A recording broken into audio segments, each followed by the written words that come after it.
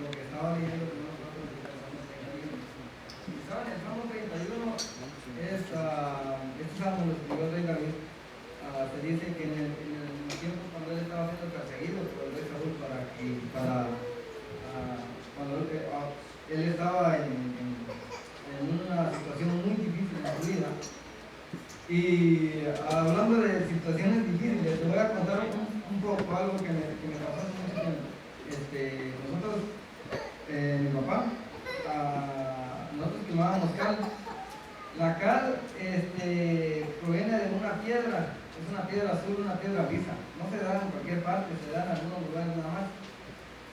La cuestión con esta piedra es que se ponen unos hornos, se calienta a una temperatura muy alta. La piedra se quema, se pone blanca y después la piedra revienta y es ahí donde sale la cal. Si no sabías de dónde provenía la cal, pues proviene de una piedra de cal, y una piedra azul, una piedra un poco diferente a muchas otras piedras. La cuestión es que para quemar esa piedra se necesitaba mucha leña. Se escucha mucho aquí adentro, si lo haces un poquito, por favor. Se necesitaba mucha leña, entonces a mi papá compraba la leña y teníamos que ir al cerro a cortarla, y recuerdo que eran unas cantidades muy grandes de leña, y esa vez yo tenía como unos 8 años tal vez. Mi mamá siempre me mandaba a dejar la comida a mí cuando yo salía de la escuela.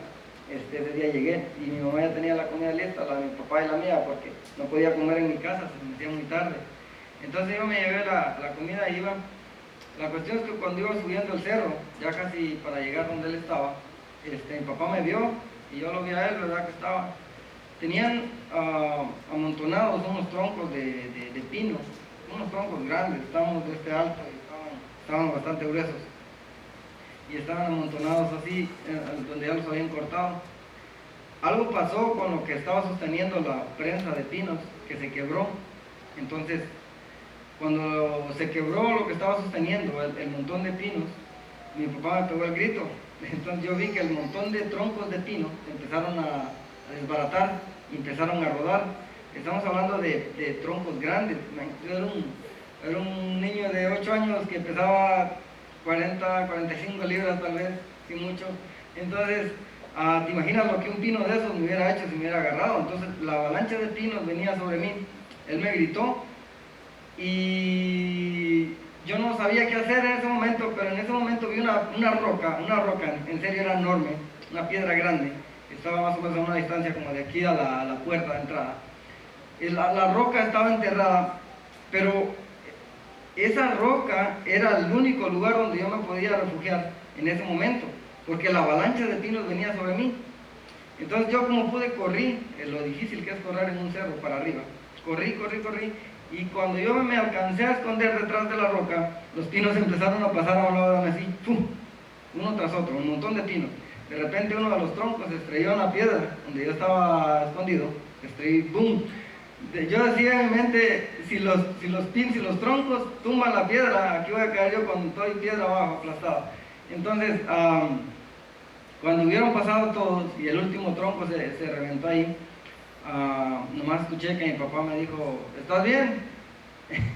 Yo asomé mi cabeza y le dije, oh, sí, estoy bien. Entonces, cuando yo estaba leyendo el Salmo 31, me recordé de esto, porque el rey David estaba en una situación tan delicada, y vamos a ver en el transcurso de los pasajes la situación en la que él estaba y que él clamaba por su vida. En ese momento mi refugio, mi salvación fue esa piedra. Si esa piedra no hubiera estado ahí, quién sabe ni cómo me hubiera ido, quizás me estuviera aquí contando, ¿verdad? Entonces, el rey David siempre decía, y en varios pasajes lo dice, mi roca, mi fortaleza, mi protección, y toma a Dios como esa protección que él tenía en su vida siempre. Entonces, esa piedra en ese momento fue mi salvación, fue mi protección, ¿verdad? Entonces, y yo me recordaba y decía, o sea, cómo en los momentos de angustia, en los momentos de dificultad, nosotros podemos encontrar refugio y podemos encontrar protección solamente en Dios. Vamos a leer el versículo 1, desde el 1 hasta el 5, que dicen, en ti, oh Jehová, he confiado, no sea yo confundido jamás. Líbrame en tu justicia, inclina mi oído, líbrame pronto. sé tú mi roca fuerte y fortaleza para salvarme, porque tú eres mi roca y mi castillo. Por tu nombre me guiarás, me encaminarás. Sácame de la red que has escondido para mí, pues tú eres mi refugio. En tu mano encomiendo mi espíritu, tú me has redimido, oh Jehová, Dios de verdad. Algo interesante en el versículo 2, si lo podemos ver ahí, es que David le dice a Dios, te pido que me escuches, le dice, inclina a mí tu oído, líbrame pronto. ¿Cuántos de nosotros a veces cuando estamos en momentos difíciles no queremos salir pronto de las dificultades?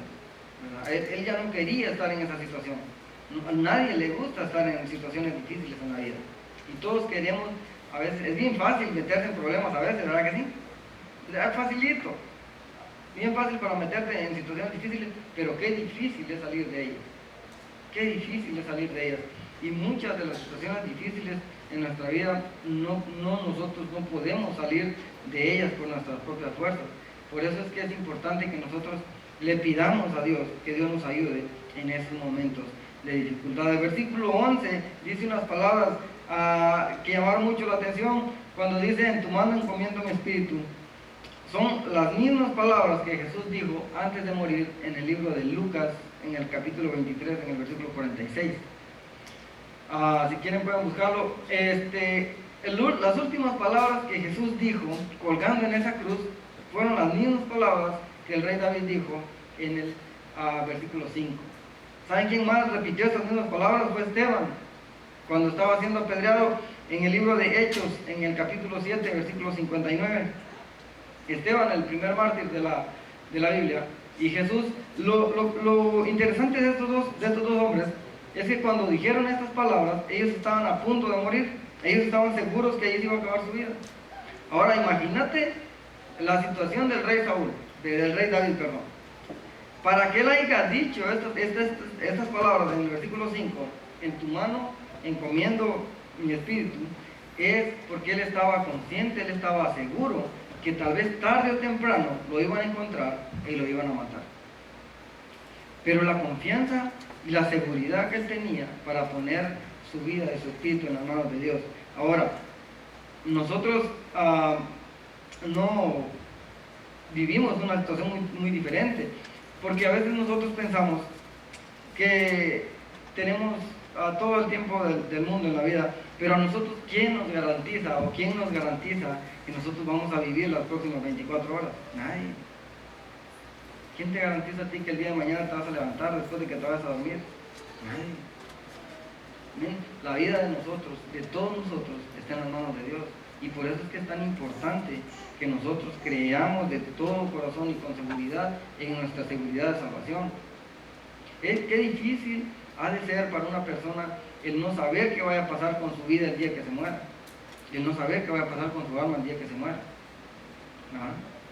Nosotros vivimos a veces ignorando tantas cosas, o a veces dejando pasar por alto tantas cosas, como el simple hecho de nunca ponernos a pensar, o sea, tarde o temprano Dios puede pedir mi vida, ¿verdad? Y yo tengo que estar delante de Él, rindiendo cuentas de Él.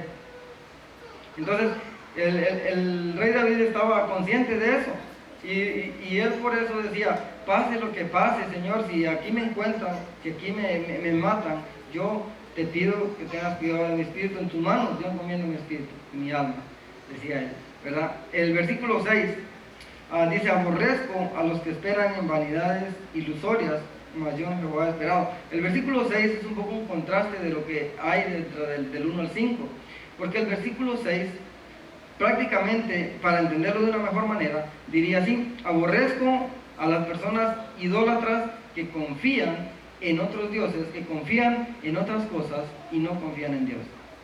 Cuando el rey David dice, aborrezco a los que esperan en vanidades ilusorias, se refiere a la idolatría. Él, como todos, vivía en carne propia la idolatría que el pueblo de Israel vivía siempre. A lo largo de toda la historia nosotros hemos visto cómo el pueblo de Israel era idólatra. Entonces, si él está aquí en esta situación y está confiando plenamente en Dios y está poniendo toda su confianza en Él y ve cómo el pueblo de Israel cómo ellos esperan en vanidades, cómo esperan en cosas ilusorias, cómo son tan idólatras, y aún ellos, viendo el poder y todo lo que Dios había hecho en la vida de ellos, no tenían la misma confianza que el rey David tenía para poder confiar en Dios totalmente como él lo hacía. Entonces, otra cosa es que la idolatría no siempre se refiere a adorar imágenes o a inclinarse a ellas y todo eso. La idolatría es toda cosa que le quita el lugar que le corresponde a Dios en la vida de un ser humano. Llámese como se llame: dinero, trabajo, incluso familia.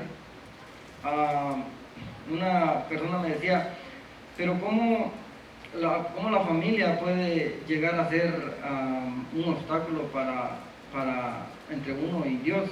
Le decía yo, mira, pues todo lo que uno pone antes que a Dios se vuelve algo en contra, se vuelve algo que te interrumpe en tu relación, en tu comunión con Dios. Dios quiere que nosotros le demos el primer lugar en nuestra vida a Él, ¿verdad? Y si nosotros todo el tiempo vivimos poniendo otras cosas antes que a Dios, estamos cayendo en idolatría, sea lo que sea, ¿verdad? Podemos nosotros poner primero a nuestro trabajo o antes que a Dios. Podemos nosotros poner primero nuestros intereses, como el hecho de hacer dinero, como el hecho de tener cosas materiales, antes que buscar la voluntad de Dios. Y todo eso nos convierte a nosotros en idólatras también, ¿verdad? Entonces, y cuando David veía eso en sus hermanos, ¿verdad? Y él decía, aborrezco yo a las personas que esperan y ponen su confianza en este tipo de cosas, porque todas esas cosas son vanidades. Todo es vanidad en la vida, todo es vanidad en el mundo. Nuestra confianza, nuestra esperanza debe estar puesta solamente en Dios. El versículo 8 dice, no me entregues en manos del enemigo, pusiste mis pies en lugares espaciosos. Ten misericordia de mí, oh Jehová, porque estoy en angustia. Se han consumido de tristeza mis ojos, mi alma también y mi cuerpo. El 10 dice, porque mi vida se va gastando de dolor y mis años de suspirar. Se agotan mis fuerzas a causa de mi iniquidad y mis huesos se han consumido. ¿Saben? La tristeza es un sentimiento natural en la vida de todos, como la alegría, la tristeza, la alegría y la felicidad. Son sentimientos naturales que tenemos. Pero si habrá algo que es dañino para la vida de uno, es la tristeza. Pero tampoco es inevitable sentirse triste a veces, ¿verdad? Pero la cuestión es que cuando la tristeza te consume, se vuelve algo muy delicado. ¿Saben por qué? Porque la tristeza, estaba leyendo yo, provoca un trastorno no solamente mental en la vida de una persona, sino que provoca un trastorno digestivo y hace un montón de cosas en la vida del ser humano. Fíjense, una persona cuando está triste, muchos tienden a comer. Otros no, otros tienden a dejar de comer. Entonces, sea cual sea la situación y la repercusión que tenga la tristeza en la vida de una persona, tiene consecuencias graves en la vida de un ser humano. Porque si tú estás triste y a ti te da nomás por comer, pues te vas a enfermar. Y si te da por dejar de comer, también te vas a enfermar. Otra cosa que causa la tristeza y a veces los conflictos en la vida de una persona es que empieza uno a hacerse ideas falsas de muchas cosas. Por ejemplo, tal vez hay personas que están pasando por situaciones difíciles o por una tristeza o algo, y de repente ve que otras dos personas están riendo por allá. Entonces él empieza a hacerse ideas en la cabeza y dice, oh, estos están riendo de mí, ya se dieron cuenta de lo que me está pasando, ¿verdad? Y tal vez ni es así.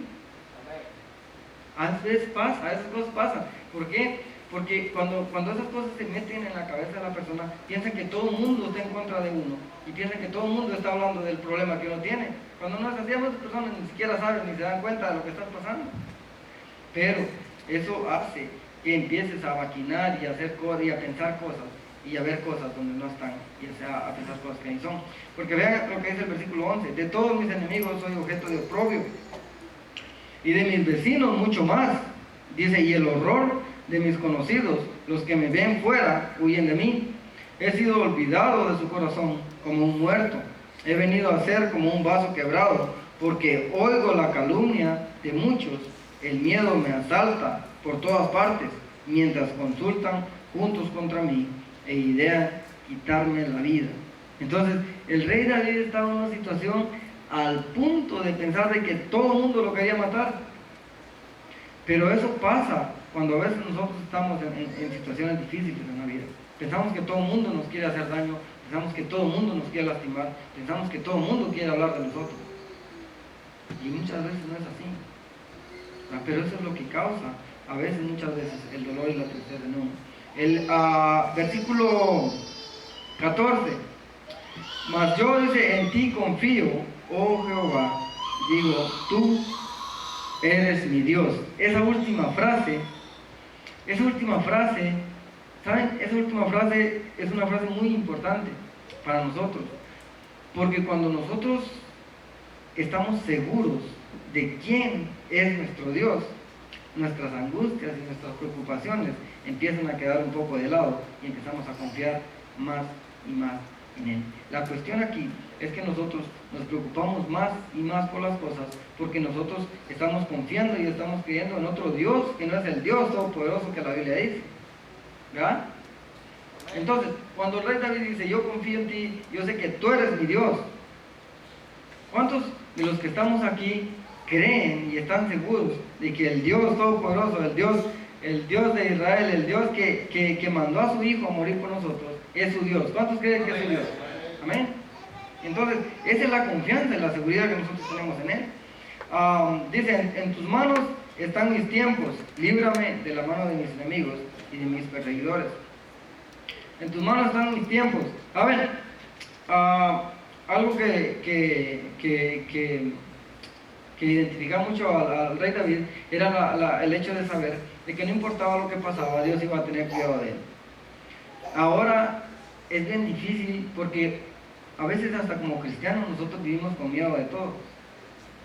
Fíjate, muchas personas se preocupan mucho por el hecho de que el señor Donald Trump quede de presidente en este país.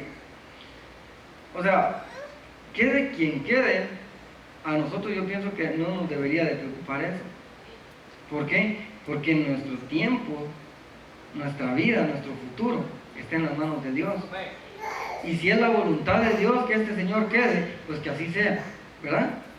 Pero nosotros no podemos empezar a gastarnos la vida y a preocuparnos porque qué va a pasar si el Señor queda, y si queda Él, y qué va a pasar y qué con todos nosotros, y mi carro, y mi casa, y mis hijos, y todo lo demás. Pero no podemos nosotros vivir angustiados por eso, por algo que ni siquiera ha pasado, ¿verdad?